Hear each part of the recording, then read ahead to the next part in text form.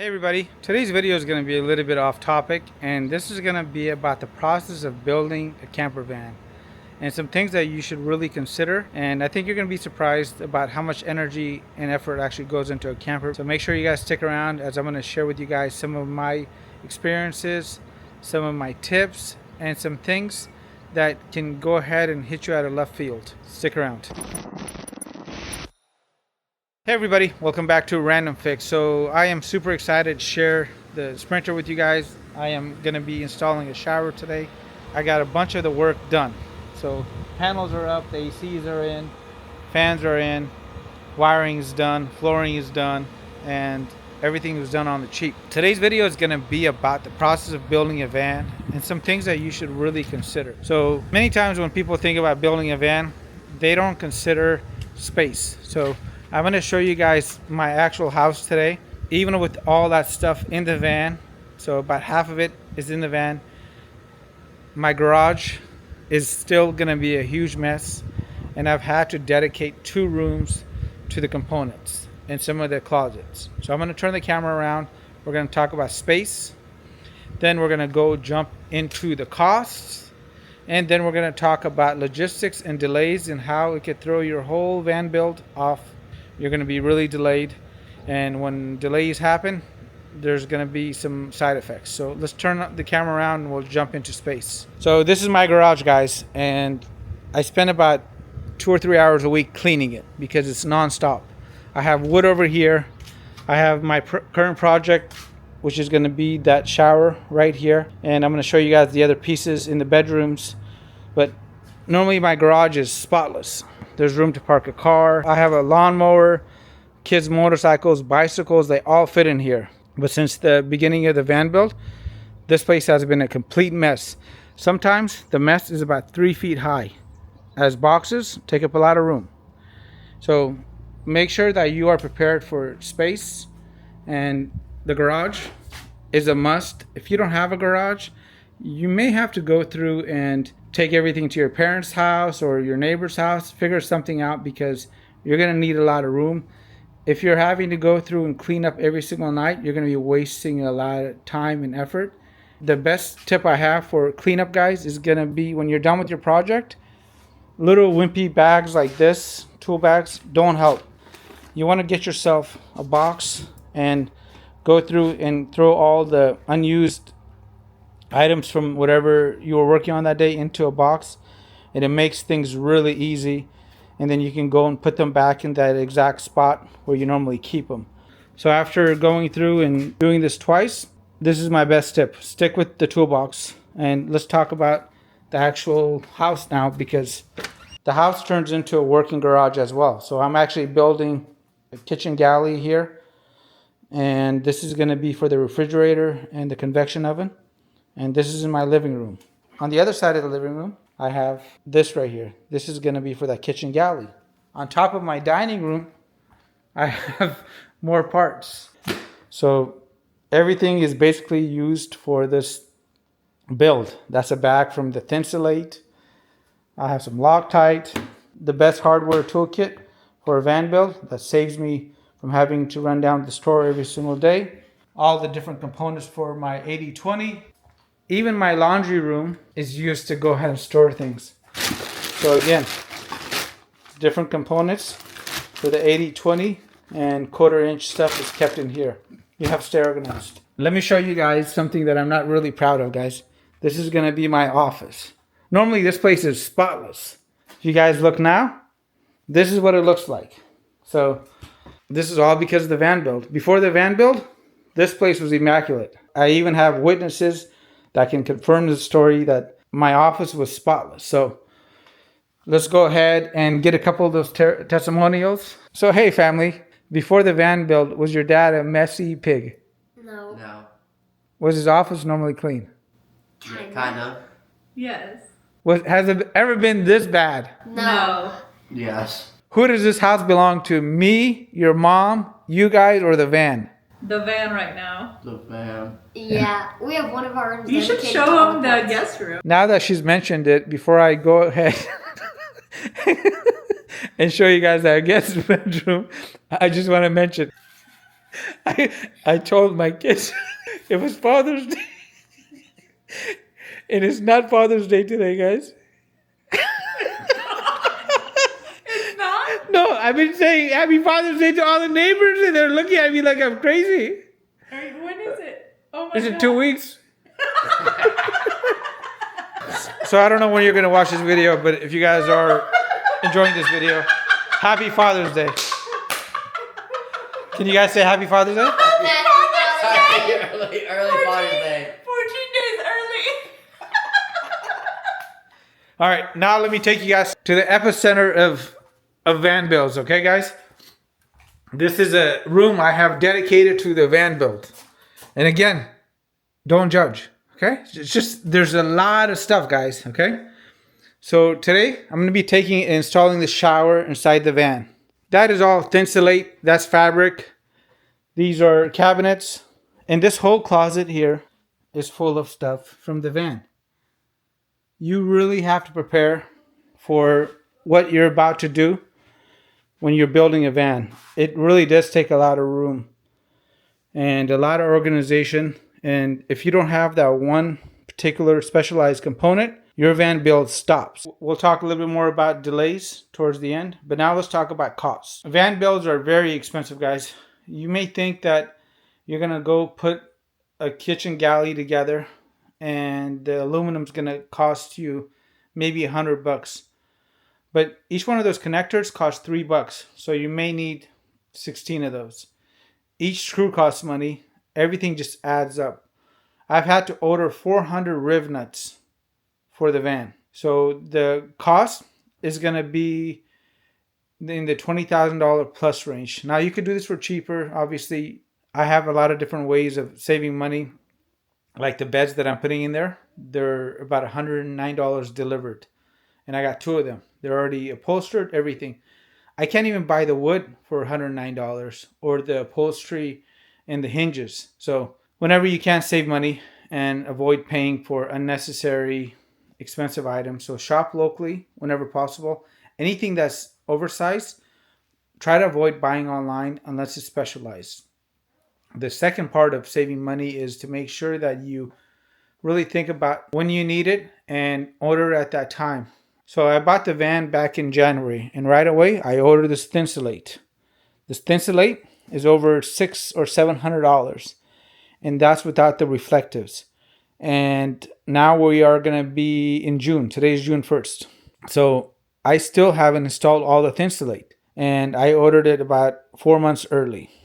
And the same thing with the fabric and the other components.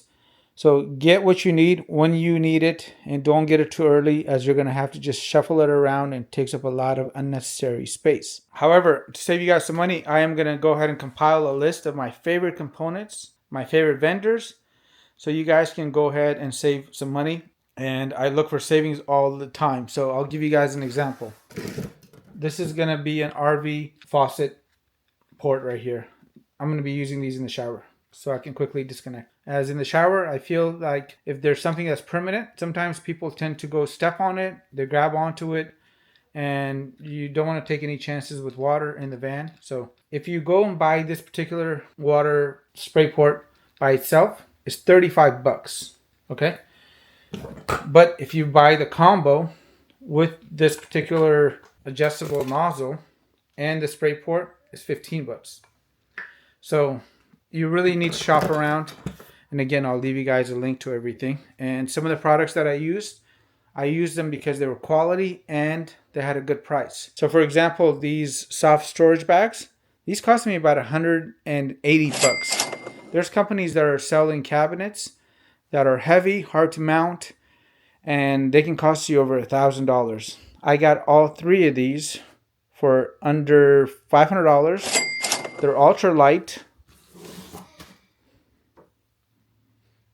They're easy to install because they just use L-Track. And if you guys don't know what L-Track is, I'll leave you guys a video down below. And it's really easy to go ahead and attach, and it's adjustable. Super strong, and it can support up to 6,000 pounds. For me, soft storage is better than the hard storage in a van because it allows you the flexibility and it saves you from hitting your head into a cabinet, which can really hurt, especially in a moving vehicle if you have kids.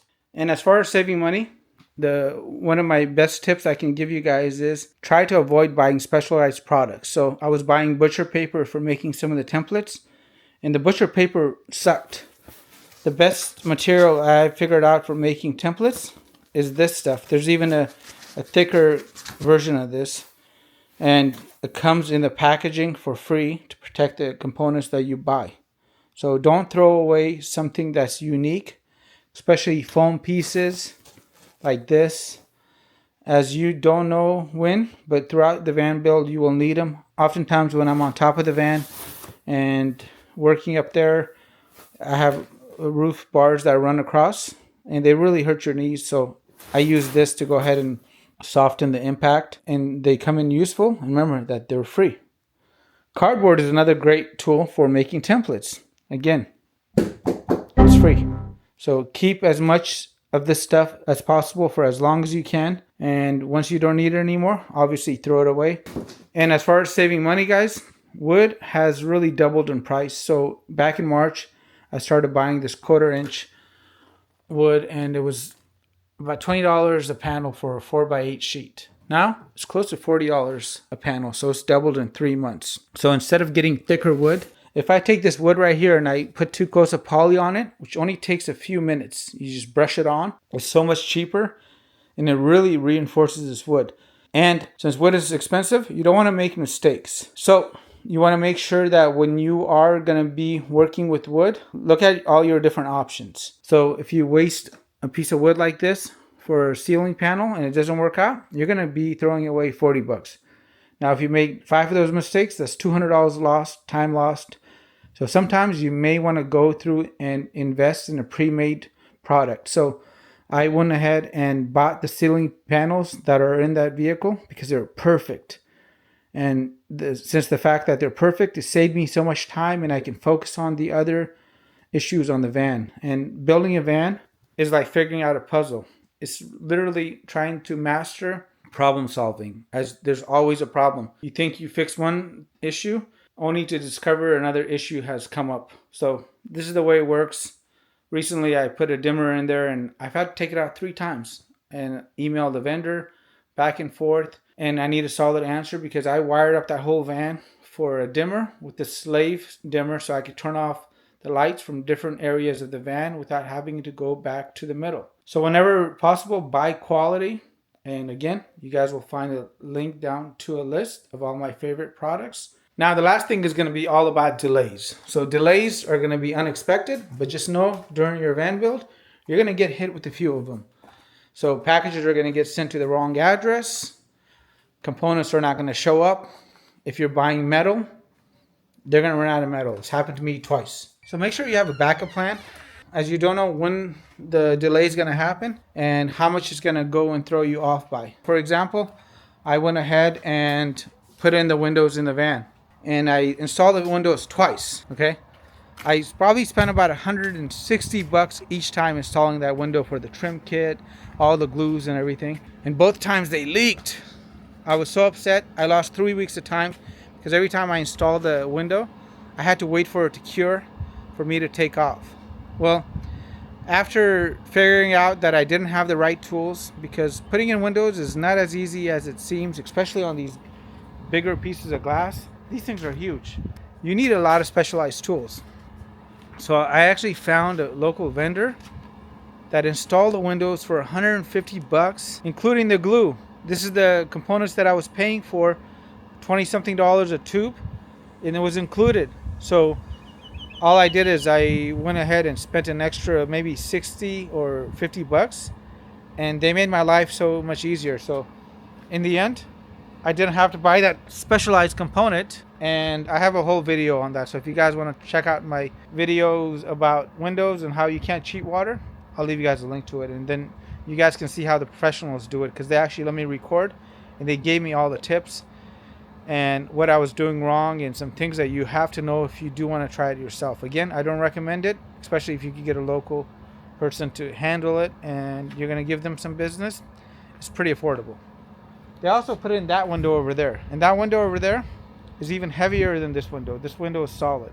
make sure that you guys utilize all the different technology out there as far as saving money. And my Capital One account has this browser extension, and every time I was checking out, I was getting an extra 10-15% off for no reason.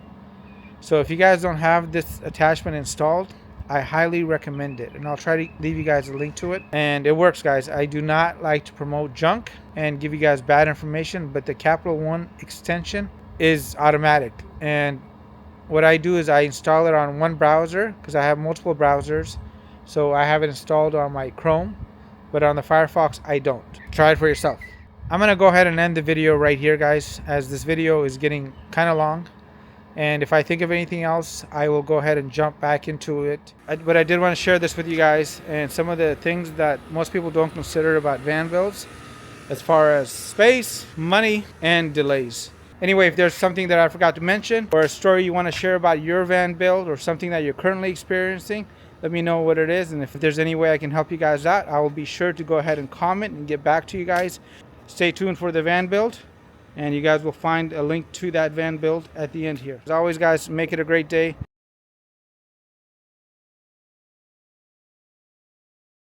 Life is not what you have, it's what you make of it. Let me show you guys my Ghetto Fab Dodge Mercedes Sprinter seats. Voila! Check that out, guys. The real world. This is what happens during camper conversions, huh? Yep. You have to improvise until the final solution comes in, and the final solution sometimes is really far away. This is strapped into the metal D-rings, by the way, so if you're out there like really nervous about what I'm doing here, don't worry, guys. I'm not that crazy. Yeah, you can go back there and you can recline to a doll's can, no problem. Oh, and DIY built. Where does this go? It goes around the back. No, but you already messed it up. You already get it. Oh. Okay, ready? Ready? Ah. I'm telling you, it's sturdy. Don't mind that I'm doing this in flip-flops. Should we take a nap? Look at the sky. It looks so nice. It's a nice sky. Imagine if the window was this big. That'd be a crazy big window. God, I love that big window. You seriously would? I'm so Get your feet off the... Just it up! Oh my god!